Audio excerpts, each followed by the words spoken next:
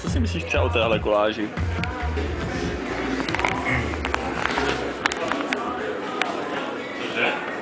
Kompozice je klasická, že na 3 pole. Spodní plán, střední plán, horní plán. Připomíná mi to obrazy, v první chvíli jsem se na to teda podíval, jako tak tematicky, amerického malíře Marka. On vždycky měl jenom takové pole rozdělené na 3 vlastně nějaké informace základní barevné. A ty mezi sebou vlastně vytvářejí nějaké interakce, jo? Nějaké pocity, ale on byl čistě abstraktní. No. Ale to rozdělení okamžitě vytanul na mysli ten Marko. Tak asi bych řekl, že umělec chce vyjádřit určitou životní energii, určitou existencionální sílu života na podkladě toho starého, dobrého, osvědčeného motivu lebky, který tady má nejspíš symbolizovat protiklad, že, k těm dynamickým životním silám, energiím, personifikovaným vodou ve všech 3 plánech teda, což je zajímavé. Ta holka je třeba velice hezká, no. Holka, jako tomu říkají nagual, to se nikdy neobjevíme, nepoznáme, protože to nejsme schopni. Takže tomu to vlastně staví, jak už jsem říkal, diagonální kompozici, což je nejdynamičtější kompozice. Která vždycky symbolizuje pohyb, protože vlastně vertikála to symbolizuje ducha, jo? Duchovno. Horizontála to symbolizuje hmotu, smyslná. Diagonála to vlastně symbolizuje pohyb mezi těmito dvěmi, protože je na půl cesty. Lidská mysl pořád přemýšlí, jestli ta diagonála bude stoupat nebo padat. A tím vlastně se v duši vytváří pohyb, těkavost.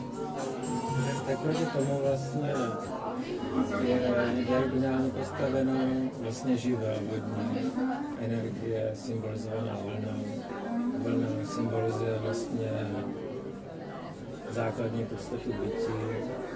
Fyzika zná, že o částice nebo vlnění.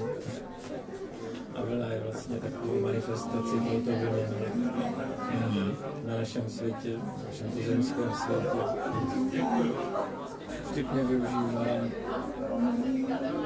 motivu toho surfu, ale o tom už tady všichni mluvili, což symbolizuje vlastně jízdu životem, cestu životem. Dokonce je tady tygr, je tady tygr. Připomíná na jedno arabské přísloví, když si sedneš na tygra, dej pozor, aby si s něho nespadl. To se u surfu hodí. Pak ta bohyně, já se nevyznám moc v indické mytologii, takže to je Káli. Respektive Durga. Je ženská bohyně. Ženská bohyně, personifikace ženského charakteru vesmíru.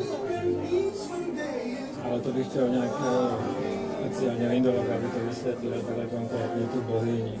Protože to symbolizuje vlastně ženský element, a voda je taky ženský element. A jak už jsem řekl, pro mě vtipné to řešení vlastně něčeho v té jedné polovině a něčeho v té druhé. Přičemž to něco se jakoby řítí do toho ničeho, což je vlastně život, který vlastně z nebytí skrz to, co je, jde opět do nebytí, do toho, co ještě není. Každá vteřina před námi vlastně krystalizuje a nebyla. A teprve se dává, uskutečňuje. Je to vlastně symbol zázraku života, dalo by se říct. Prostřednictvím vlastně symbolu ženství. Umocněné tedy těmi lidskými atributy. Aktualizované tím surfem. Díky.